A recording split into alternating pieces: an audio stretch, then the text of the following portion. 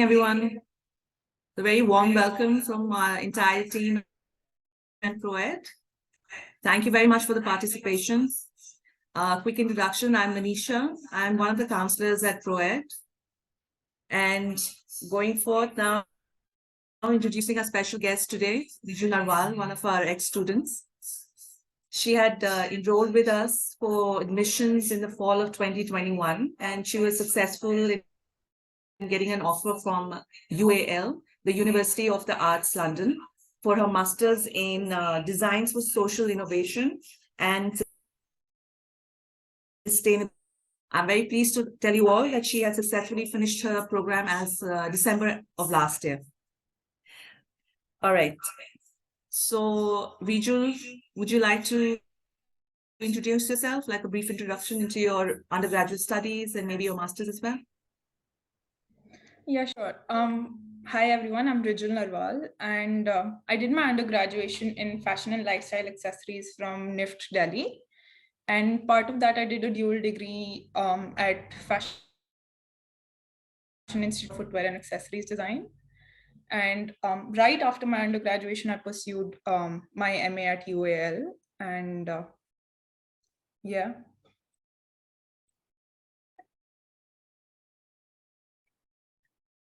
All right. May I please kindly ask everyone to jot down your questions or queries that you might have of Vijul. And once I finish with my round of questions, feel free to ask her those queries. Thank you. So, would you like to share your experience of studying in UAL, and also if you could tell us why you chose UAL? Yeah, sure. My UAL experience has been really nice with the course, with the university, a lot of international students. So I never felt like, I was like an outsider. It was everyone was like a minority. It was not like very, okay, a lot of British students and then a few international students. I think that really supported our learning because there was a lot of effort from the course team where everyone's like, okay, are you understanding what we're trying to say? Because people don't speak English as their first language. So a lot of support there. And I think just being in London was like a hub of events. So it's like, even if we only have classes 3 days a week, you have like a lot of exhibitions and events that you want to go to, all that sort of exposure. So I think it's been really nice. Like I'm quite happy with like the whole masters. That's nice. But can you have an insight into why you chose UAL? Yeah, sure. I think because I did my 4th year of undergraduation during COVID, I had a lot of time on my hands to look up courses that I wanted to do. I wasn't very satisfied or like very content with the undergraduate course I was doing. It seemed more fashion inclined than design inclined, and that was something that did not suit well with my skills. So I made it a point to research a lot when I was doing the courses, look up what older students were doing in those courses. And I think I shortlisted 5 to 7 courses. And UL was one of the top priorities for me because the course was relatively new, and the tone of the course or like the considerations that came in the course, so like more sustainable practices, more socially oriented projects, was something that stood out to me. All right, thank you. Now, if I may ask, why did you choose UK? Did you look into options in the US, Canada, or any other countries? I actually did. So initially, because I already had done a year in New York, I wanted to look at courses there as well. But the main issue that came up for me was when I was looking at the courses in the US or even Canada for that matter, they were very there was a big digress between fashion courses and industrial design courses. There was no in between where it was like product design courses or sort of the social product design research that I wanted to do. And that just by default did not fit with what I was looking for. And as a matter of elimination, those countries were like not an option for me. So it's not like I did not look. It like they did not interest me like those courses. So yeah. All right. Okay. Now, Yes, what activities did you do to enhance your portfolio when you were applying for your master's? Yeah. So actually, thankfully, I did not have to go out of my way to do any extra activities. I was a very proactive kid during my undergraduation, during my time in New York. I think it was only a matter of putting everything down. So, like, I've been playing sports since like 5th grade. So, I was like the varsity team captain for table tennis, and we did a lot of events there. Ambassador here. So it was a matter of jotting down even the smallest of things. So even if it's just like a volunteer run that I did in New York, so just gathering food that is not being used in the cafeteria and doing like a run for homeless people. So I think jotting down all of those small things comes into play. I did not have to go out of my way, which I know a lot of people have to do sometimes, that to put together like my CV or put down activities. Okay, so basically for the students present today, that no matter how small the activity, jot it down, mention it. You never know where it might. Right, yeah. All right. Thank you for that. Also, since you just mentioned your school college ambassador role that you played in UAL, could you Yeah. tell us the activities you've been taking part in? So as a student ambassador, a lot of the roles are around taking the new students around campus, showing them what are the facilities available. So it's a lot of like orientation week work. So because I joined in fall, the winter intake, so the students that come in January, so showing them around campus, just you know, clearing out any queries and stuff. Apart from that is also organizing events, so like visits to exhibitions, or putting together like a event for Diwali dinner and things like that. So just lot of working with students, like to get people together, to get them connected. Apart from that is, I think, campaigns for marketing.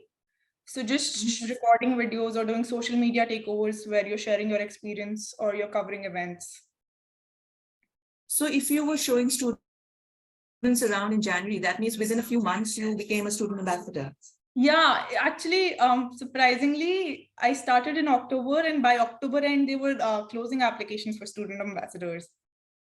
So it was quite a quick one. Oh, commendable.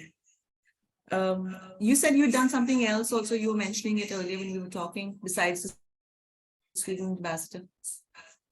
So I did a part-time role for 6 months. So I worked at another college as a lab technician. So it was like a 3D workshop, so doing all woodwork, metalwork, and things like that, and just guiding students through that. I got that job through Art Stems, which is a UAL temporary work part-time job website. And I think it's worth mentioning that you can sign up to that even if you haven't started your course yet. Like you can just make an account and because I know few of my friends, they logged into that in March, and then they got some jobs which were like more regular. So like a student ambassador role, even though it's paid, it's only a few times a year. So looking out for like roles that last longer so that you get like a continuous pay is like yeah, worth it. Yeah, so that's like financial management. So Definitely. yeah, okay.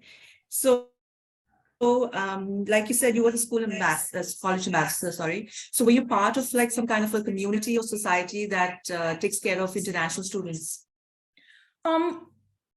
Unfortunately, at UAL, there's no specific dedicated unit for international students. Whereas when I was in the US, there was one.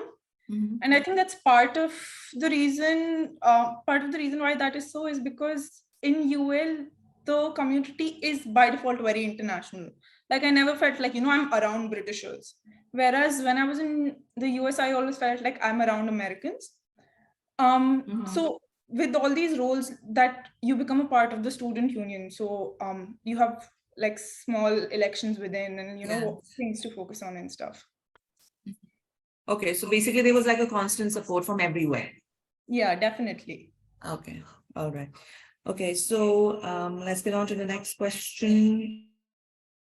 What would you say the industry placement options are at UAL?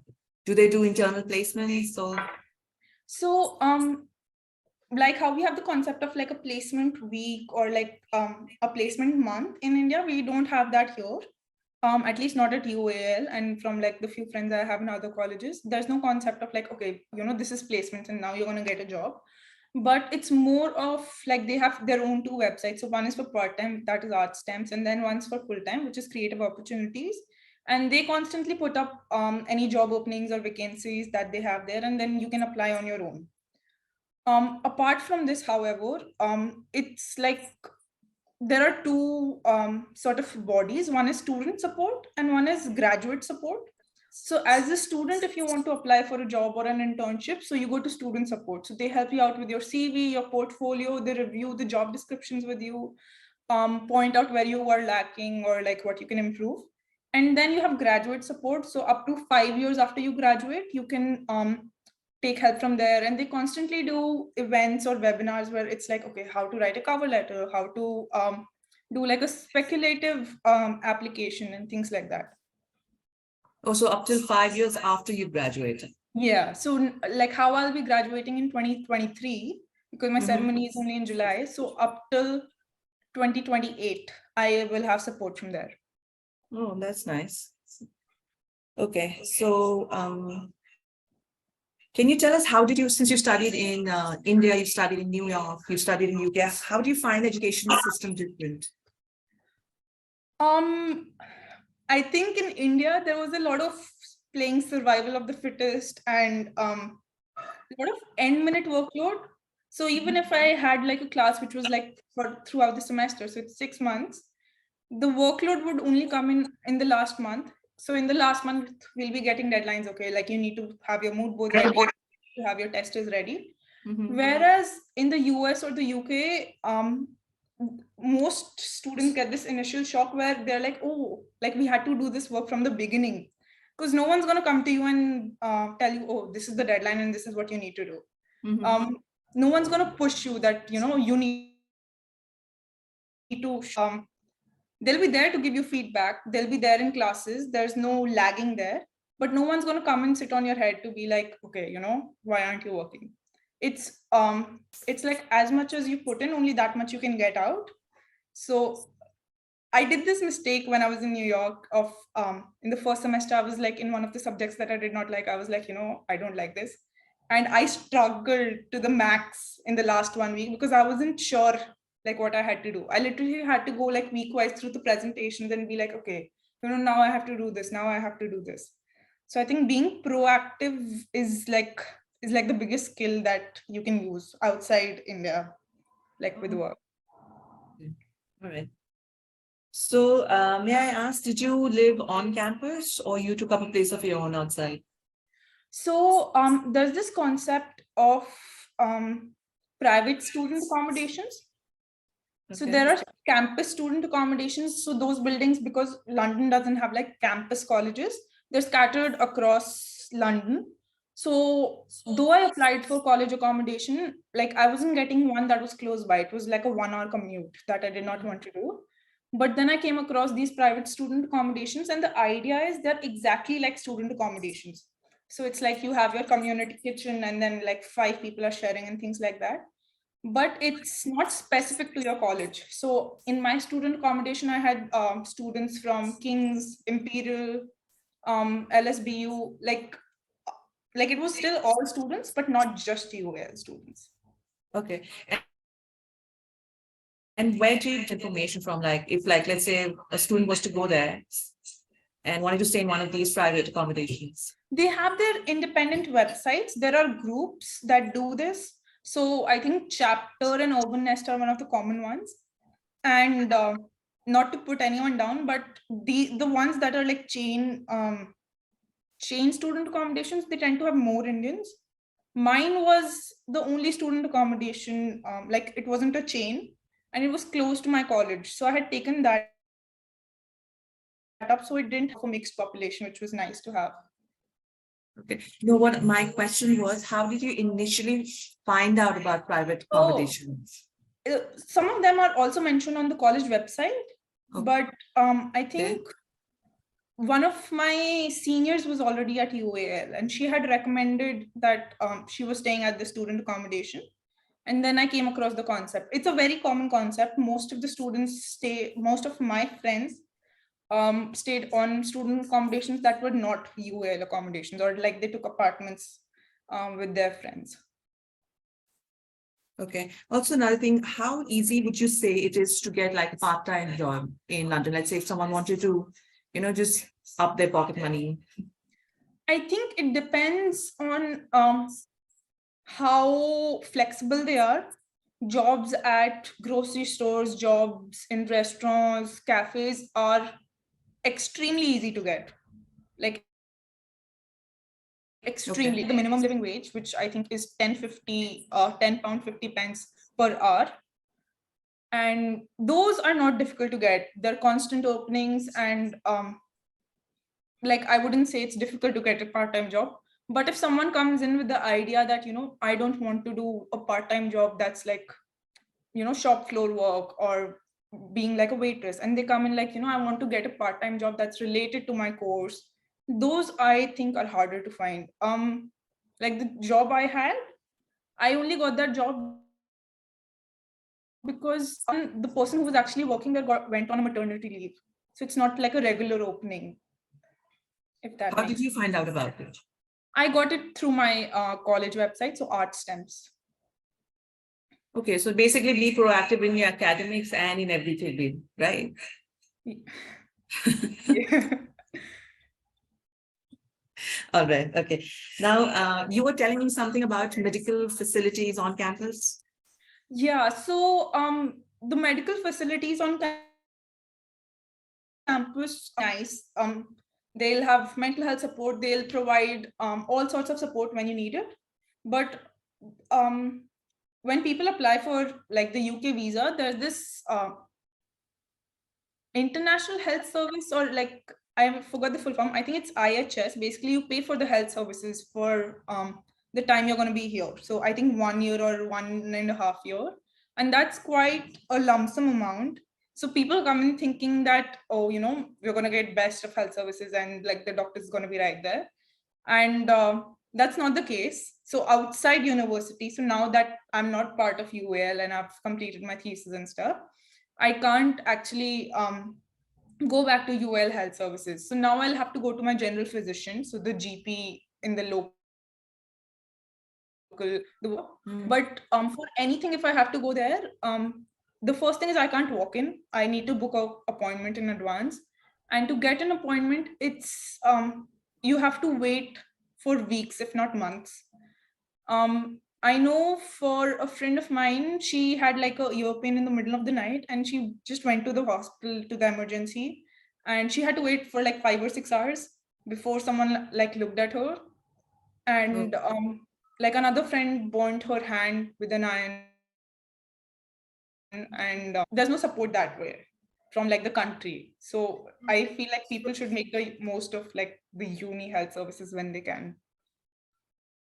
Oh, so basically they don't have like emergency wards, you mean? They have, but it's not until and unless you're calling like the emergency number, it's not as proactive.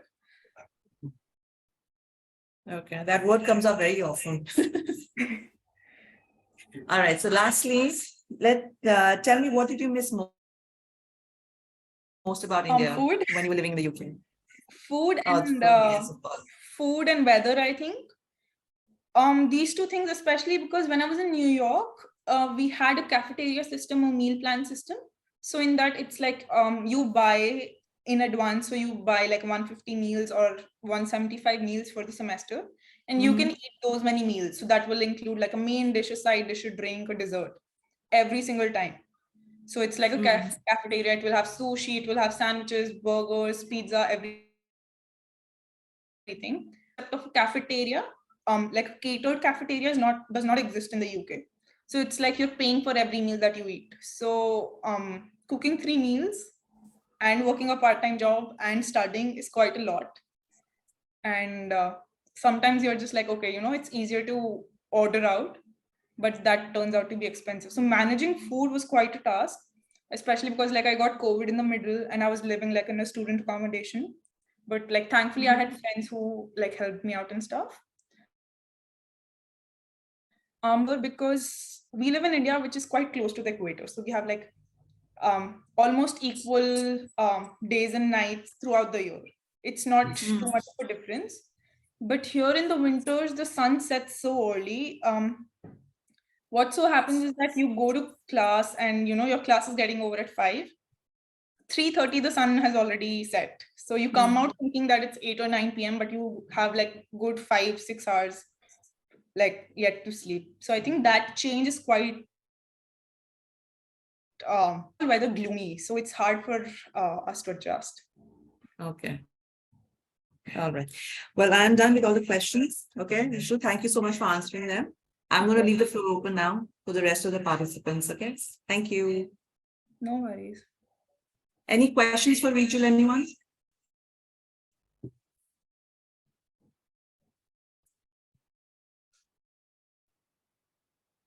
I think you've answered all of the questions. I'm glad to be of help. It's very sweet of you. Is there anything you can share with us, Rijul, that you made in your portfolio? I mean, I'm sure everybody would love to see what you've created. I will have to find it. I'm not sure if I have it. So what is the kind of stuff that you've created? Like, I can talk about it. So the course I applied for, Social Innovation and Sustainable Futures, it was quite a wide-ranging course. So it wasn't like, okay, you have to do like, it was constantly like multidisciplinary and socially driven courses. So in my portfolio I had very different kind of projects. So I had things ranging from craft clusters. So I worked with like jali work artisans, so making jewelry with them, or working with pottery artisans to make like a collection for a tabletop thing, to even textiles. So doing creative textiles out of natural dyes, so onion dyeing, rust dyeing, and things like that, to products or shop floor setups on how, okay, if you have to make like a design studio, what would the branding be like. It was quite a wide ranging portfolio in terms of material. Like I had things with made from cork, but I think the constant theme in the whole portfolio was like, why I'm using this material, what is the initiative behind like these products, and how will the user use them, sort of showing like everything was thought through. Here's how I'm going to solve it. so this. Are you describing your undergraduate portfolio or postgraduate? The postgraduate one, that the one with which I applied. Applied. Okay. So this was also like on a very similar theme to your undergraduate. Not really, actually. For my undergraduation, we didn't need a portfolio like when I was applying for my undergraduation, because NIFT had like an entrance. Like your undergrad portfolio, the portfolio made during your undergrad. Oh yeah. This is the portfolio I made during my undergrad for my post-graduation, like to apply for the post-graduation. Yeah. I was talking about your current portfolio. The current portfolio that I'm working with is, so we did 5 projects in our course, like it was 5 units. So I'm picking 3 projects out of that, and they are different in the sense of they're more sort of campaigns. They start from the point speculatively, if I was working with this company, here's the tangent I would work on and this is how they can improve. Or taking, like for my final thesis, I did my project on emotional sustainability.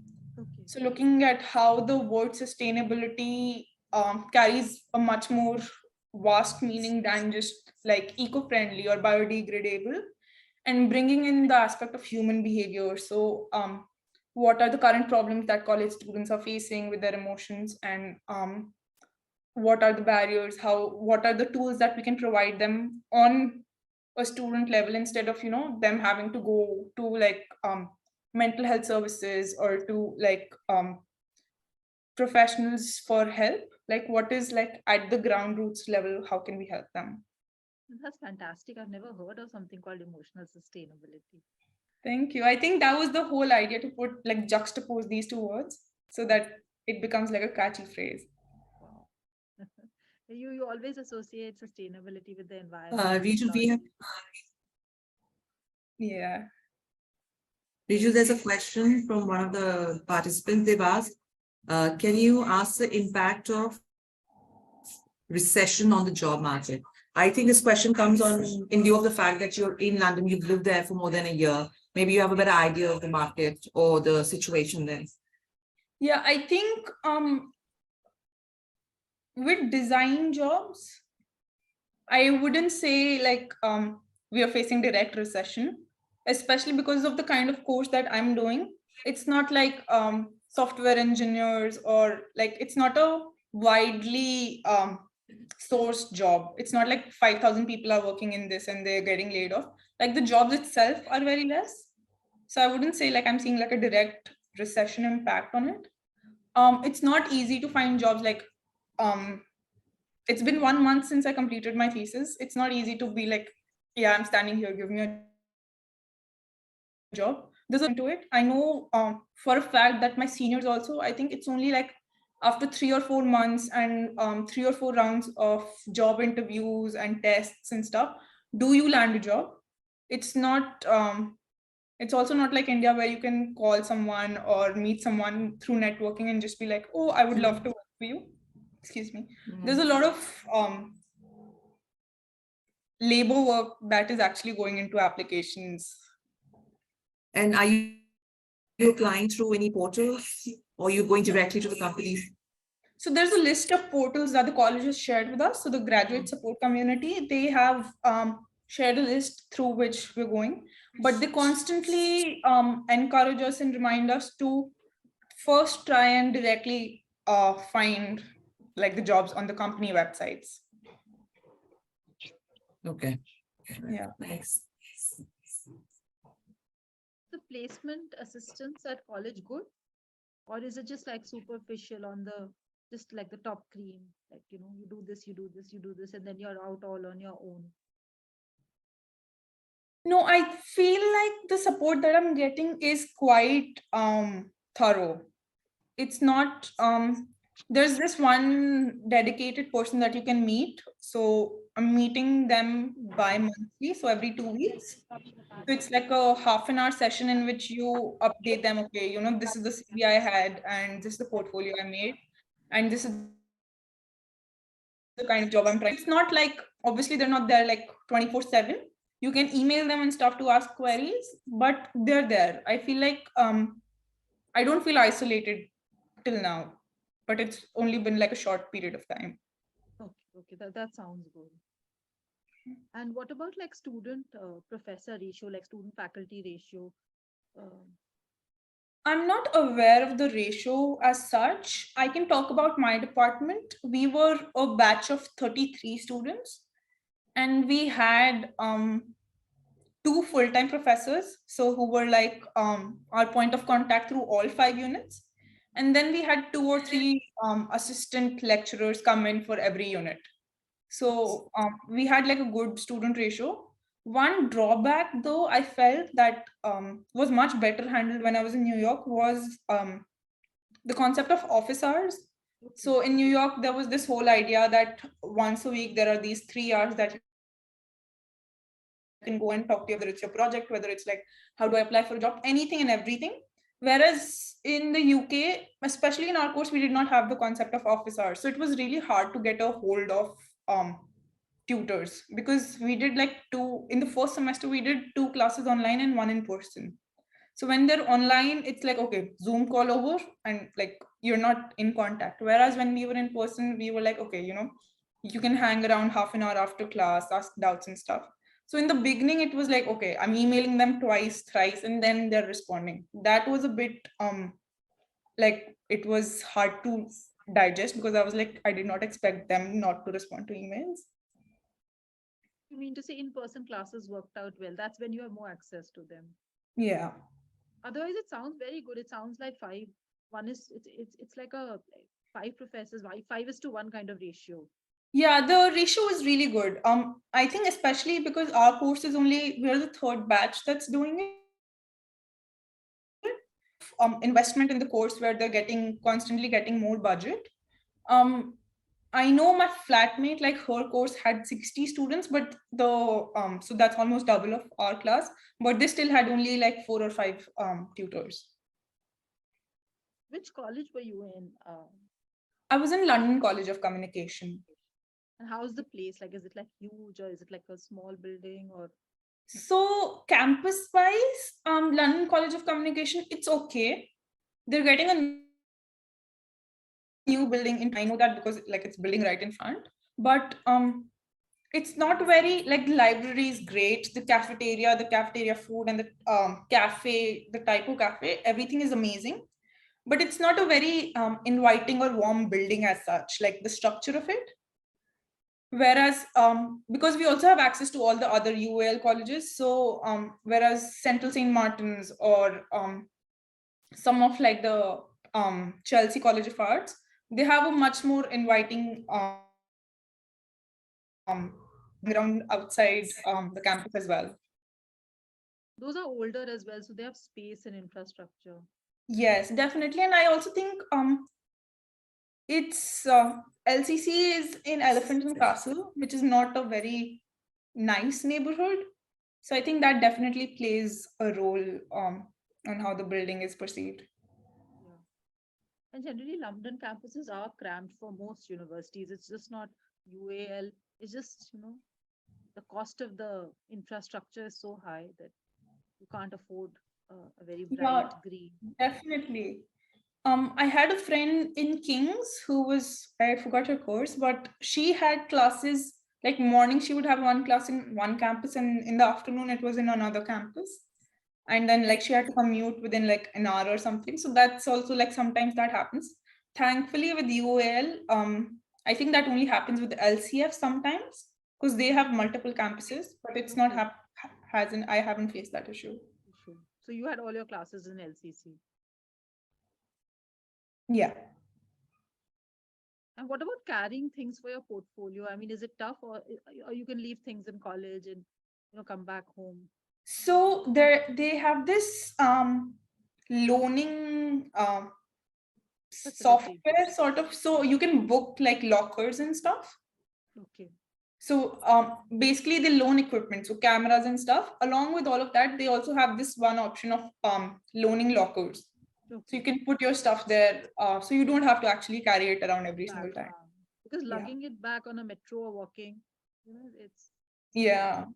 Yeah.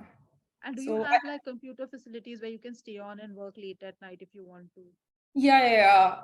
For my thesis, because we had to submit it digitally, and like I was doing like a whole 250 page document. I did not want to do it on my laptop. So I used the Macs in the library. So it was like a bigger screen, much easier for me to work on.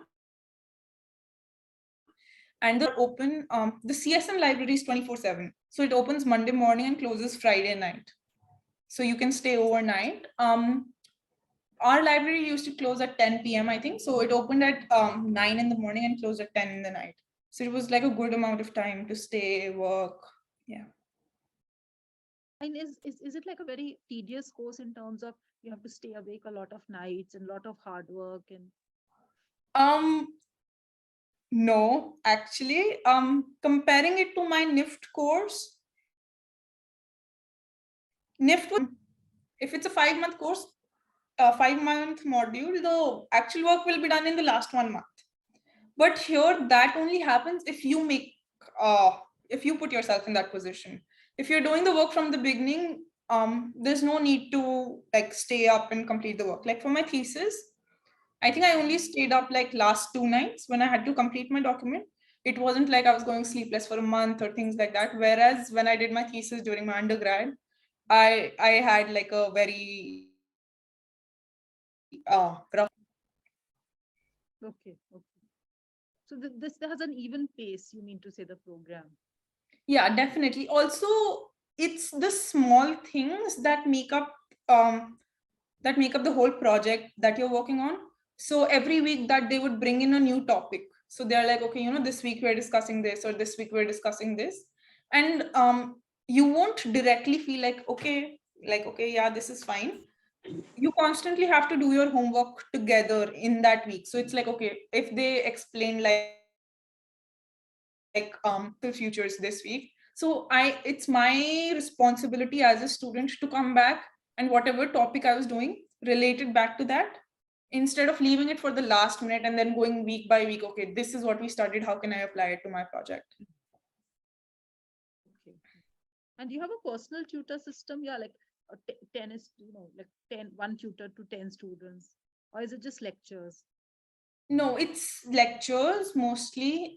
We have this concept of, because the lectures are 3 hours, sometimes what happens is they put us in breakout rooms, or they put us in groups in class for discussions, for like in smaller groups, and like one tutor is in every group, because then it gives every student like a chance to speak, and then like we come back as a cohort and discuss. And there's also this whole idea of academic support. So for example, if something in my class I do not understand, or if I need like extra hours and I'm not getting any support from my tutors, so there's this academic support, which is I can like book a session with them. So it'll be like half an hour or 1 hour. And then I can discuss, this is the brief that I was given and this is my project, can you help me out? Like, where is my criteria lacking? Or English development is separate. So language development is separate in that I can ask them for like grammar support and things like that. So there's all kinds of support systems. Definitely. It's only, I think the hardest thing would be, because everything is online, it's not easy to realize that so many. But I think just being like putting your foot down and being like, okay, I just want to try this out. So trying out all the facilities in your first 3-4 months is helpful, because then during your thesis, okay, I'm facing this difficulty. This is the person I need to go to. Okay. Yeah. And are there any skills that you would recommend our students and parents that they should figure out before they leave India? Anything somebody should learn before they leave India, which is very critical to settling down smoothly there? I think cooking, and that is not to say like to make rotis. You can't make rotis here. You don't have like gas and stuff. But just basic cooking, having an idea of eating, having an idea of time management with the courses, that self-driven, like that initiative to like, okay, work, have a schedule. I feel like only because I went to New York, I built that in from my third year itself. Had I come into the course directly, I would have tough time. Like first 3-4 months, I would have not been able to understand. Like they never asked us for this work. Why do I have to submit it suddenly? Okay. Yeah, to just, I think I tell this a lot to like I told it to my brother when he was going to college. Like even when they put across like emails, or they put across any facilities or anything, and you do not understand, do not shun them away. Don't put yourself at like 0%. Like, I don't understand this, I'll do it later. Like when I have one free day, I'll look it up. That one free day never comes. And then they'll keep on repeating it. They'll discuss it again and again. So for example, if it's like a reading, it's a 20-page reading, and you do not understand like first 2 pages and you give up, when they discuss it in class, you won't know it. So you'll stay at that 0%. Whereas if you get a reading, you don't understand it, but still you're trying to like, highlight whatever it does make sense. And you get like maybe 15 or 10% idea of what is happening. When they discuss it in class, you'll increase from 15 to 20, or from 10 to 15. Every time they discuss it, you'll understand it better. Yeah. So I think the biggest advice is don't stay at that 0%. Okay. Of not doing it at all. Yeah. That's wonderful. Thank you for all these lovely insights, Rachel. Of course. I hope it's of help. Yeah, I'm sure everybody will benefit. Parents, students, if you would like to ask something, please feel free to go ahead and ask Rachel. You can even type it in chat, and she can answer. query is how to get scholarships for post-graduation. So the scholarship I got was from UAL itself. So I was constantly looking on their website, and they had this whole criteria on what I needed to submit and like what it needs to entail. So it was, I think, I don't remember if it was 3,000 words or 300. I don't remember the You exact have to number. write an essay. Yeah, it's a whole application that they give you like a brief, and then you have to write it out, and then based on that they select people. They generally give you a prompt, Rakesh, which you have to answer, and the prompt asks you some questions, and you have to answer those questions in order to get a scholarship. Any advice for the undergraduate so that they can add up to increase their chances to get this scholarship and good colleges? I think with Postgraduate. undergraduate students, they also have a lot of options of scholarships outside just the university. There are few organizations that do scholarships. I don't know exactly, like I can't recommend names, but there are like instead of just uni scholarships, there are other scholarships as well. I think it's worth looking that up.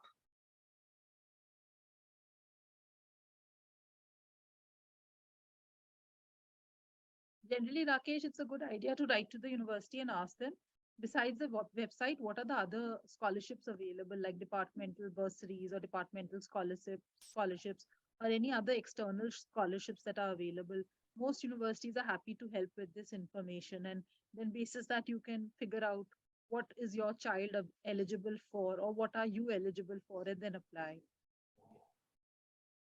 Most of them have an essay or requirement for a letter of a recommendation. Yeah. Yeah, hi. My name is Jayashree. And first of all, thank you, Rijul, for taking time out from your busy schedule. I mean, that you have just told us, it's really scary, actually. So the question that I have is, my son is in grade 10. So, I mean, lacking in time management, lacking in initiative, lacking in ownership. So everywhere it's like lacking. So do you think, I mean, like you said, I mean, for you going to New York, that really woke you up, and then that helped you in when you came to UK. Now, do you think? I mean, should I push him and then get all the skills up and then running by the time he reaches? Because that is a big challenge, in terms of because right now it's not a necessity, because we still think time hai, kal kar lenge. You know what you just said. There is always a tomorrow to bank on. So, what is your advice and how to go about it? I don't know from a parent point of view. I can only speak from like a student point of view. I feel like, so I was in a boarding school, but um, as long as my mom helped me out with anything, I never thought about how I would have to do it on my own. Because I got sent to a boarding school, or like because my brother moved out from the city, and when we had to do things on our own, we automatically built those skills. So Had it's my like necessity is the mother of invention. That is So true. I would say that was the case with me, okay. definitely. All right, all right, all right. Also, another question that I had was, so you've been in India, you've been in New York, and then now in UK. So you've traveled the world. Now, what would you suggest? Like, because in India, that you're telling, I mean, as much as you've told that everything is a last minute, and which is a case in schools as well. In grade 10 or in grade 12, the portfolio, it all happens in the last minute. And that is not the case abroad, where it's very organized, and you get to do things yourself. So what would you suggest? Would going for an undergrad in India benefit or outside? What would you suggest? I think that's also a matter of what that person wants to do going forward, right?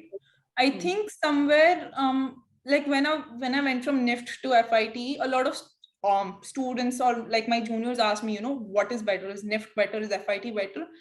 And I always gave them the same answer, that it's not that one is better than the other. It's also that you have to figure out what course is better, For example, if someone wanted to do, let's say, Indian wedding attire, I would never tell them to go to New York. They won't have the kind of exposure, they won't have the kind of expertise in the tutors there.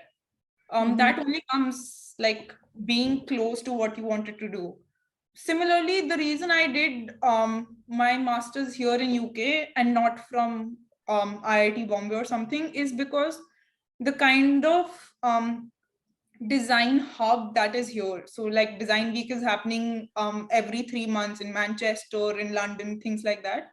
Being close to that hub and getting that exposure, I think that's what is important. So depending on what your child wants to do, I think it's worth giving everything a shot. Also, I think biggest advice is talk to students who are already there in those colleges. Okay.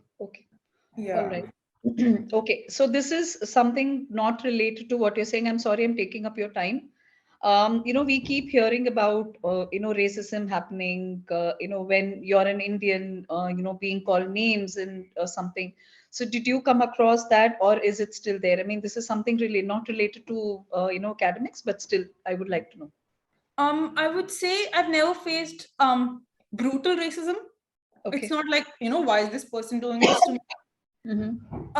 So in that like FIT, UAL, both of them are zero policy tolerance, but zero tolerance policy, but it comes down in subtle things. So for example, I went to the library one day and I was asking for a book that I had searched online, and I was like, is it available in the library? And there were 2 authors, so it was like one of the main authors, and then there was like a smaller subtitle with another author's name. And the top author was like Dev Patnaik, and then bottom was Peter something, and the librarian just said, oh, this book by Peter something. So it's in things like that, but I wouldn't say I have been affected by racism. Okay. All right, thank you so much. Of course.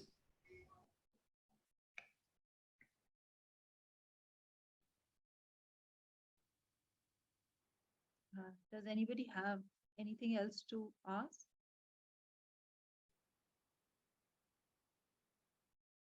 If not, then Manisha, I guess we could conclude.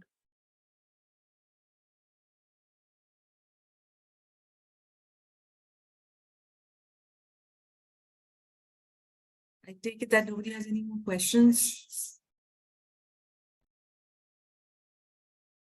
All right, Vijay, thank you so much for making time and being a part of this webinar. It's been really helpful, I'm sure. And all the very best. All right. And when is your graduation, by the way? My graduation is in July. So UAL has all the graduations in July. All right. Okay. Congratulations in advance. Thank you so Right. much. All right. Thank you so much again. Take care. Thank you. Take care, Rajul. See you. Thank you. Yeah. Thank you. No, I just want